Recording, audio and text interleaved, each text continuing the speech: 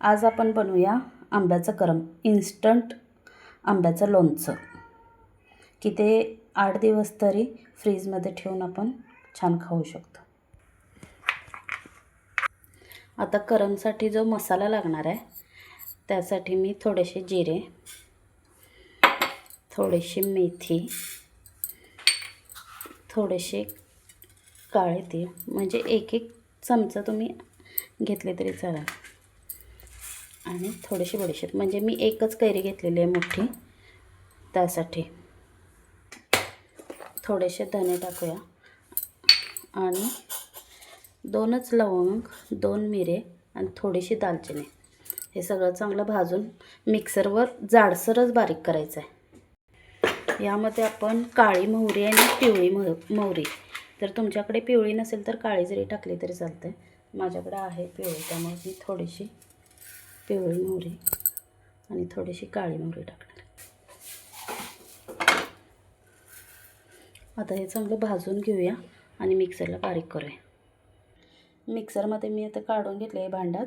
आता हे जाडसर मी आता बारीक करून घेते. ही कैरी आता मी यामध्ये काढून घेते पहिल्यांदा. आता मी छोटंसं भांडं ठेवलं आहे, त्यामध्ये थोडंसं तेल टाकायचं आहे.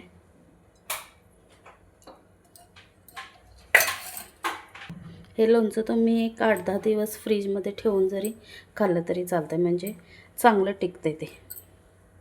हा असा जाडसर मी असा मसाला बनवला. हा थोडासा हिंग टाकूया यामध्ये.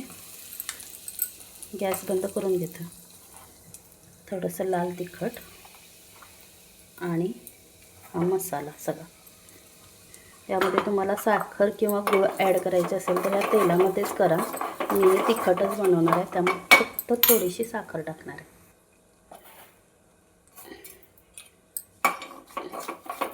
आणि मीठ आणि थोडीशी हळद.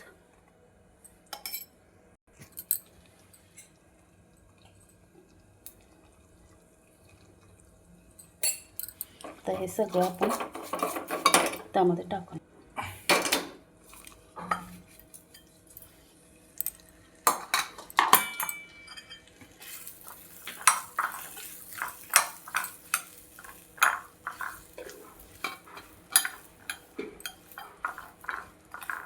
व्यवस्थित मिक्स करून घ्यायचं.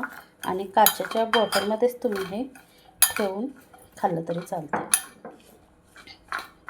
काचेच्या बॉटलमध्ये खराब होत नाही, म्हणून फक्त काचेच्या बॉटलमध्येच ठेव.